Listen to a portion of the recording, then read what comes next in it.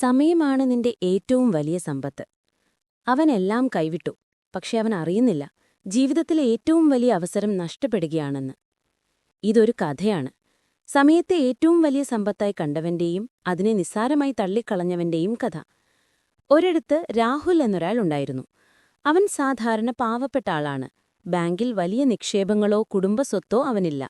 പക്ഷെ രാഹുൽ ഒരു രഹസ്യശീലം പാലിച്ചു. അവൻ ഓരോ ദിവസവും 1% മെച്ചപ്പെടുത്താൻ ശ്രമിച്ചു. വായിച്ച അറിവ് നേടി, നടന്ന ആരോഗ്യം കാത്തു, സ്വയം അച്ചടക്കം പാലിച്ച് ശീലങ്ങൾ മെച്ചപ്പെടുത്തി. ചെറിയ തുകകൾ മിച്ചം വെച്ചു. അവൻ ആഴത്തിൽ വിശ്വസിച്ചു, സമയമാണ് എന്റെ ഏറ്റവും വലിയ സമ്പത്ത്. മറ്റൊരാൾ അനൂപ്. അവൻ സമ്പന്നനായിരുന്നു. എല്ലാ സൗകര്യങ്ങളുമുള്ള കുടുംബത്തിൽ ജനിച്ചു. അവനെല്ലാം പെട്ടെന്ന് കിട്ടുന്ന ശീലമാണ്. വലിയ തുക ബാങ്കിലുണ്ടായിരുന്ന അവൻ എപ്പോഴും പറയും, എനിക്ക് പണമുണ്ട്, സമയം അബണ്ടന്റാണ്, എനിക്കിത് എപ്പോ വേണമെങ്കിലും തുടങ്ങാം, ഇനി നോക്കാം.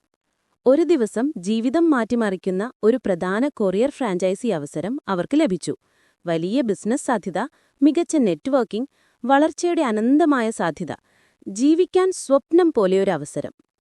അനൂപിന് ഈ അവസരം നിസ്സാരമായിരുന്നു. വലിയ പണച്ചെലവില്ലാത്ത ഈ കാര്യത്തിന് ഇത്ര തിടുക്കമെന്തിന്, നാളെ മതിയെന്ന് അവൻ സ്വയം പറഞ്ഞു. അവൻ പ്രോക്രാസ്റ്റിനേറ്റ് ചെയ്തു, കാലതാമസം വരുത്തി. പിന്നീട് നോക്കാമെന്ന് പറഞ്ഞ് ഓരോ ദിവസവും അവൻ മാറ്റിവെച്ചു. രാഹുലിനാകട്ടെ ഈ അവസരം വലിയൊരു സ്വപ്നമായിരുന്നു. പണം കുറവാണെങ്കിലും അവൻ ഒട്ടും സമയം കളഞ്ഞില്ല. തൽക്ഷണ നടപടിയെടുത്തു. രാത്രി മുഴുവൻ ഇരുന്ന് ഗവേഷണം നടത്തി, തന്റെ ചെറിയ സമ്പാദ്യം ഉപയോഗിച്ച് നിക്ഷേപം നടത്തി.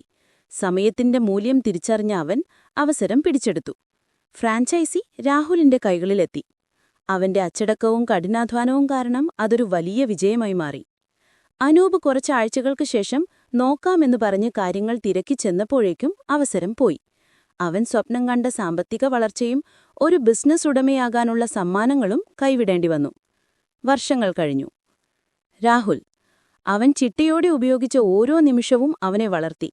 ഇന്നവൻ അറിവും ആരോഗ്യവും സമ്പത്തും പുതിയ അവസരങ്ങളും എല്ലാം നേടി. അനൂപ്. കയ്യിൽ പണമുണ്ടായിരുന്നിട്ടും അവൻ നിസ്സാരമായി തള്ളിക്കളഞ്ഞ സമയം അവനെ തിരികെ വേദനിപ്പിച്ചു. ശരിയായ സമയത്ത് പ്രവർത്തിക്കുന്നതിനാൽ വളർച്ചയും പുതിയ അവസരങ്ങളും, അവൻ വേണ്ടത്ര ശ്രദ്ധ കൊടുക്കാതിരുന്നതിനാൽ ആരോഗ്യവും അവന് നഷ്ടപ്പെട്ടു. നീ കരുതിയ പണം നഷ്ടമായാലും തിരികെ വരും, പക്ഷെ നീ നഷ്ടപ്പെടുത്തിയ സമയം തിരികെ വരില്ല. ഇന്ന് നീ എന്തു ചെയ്യും?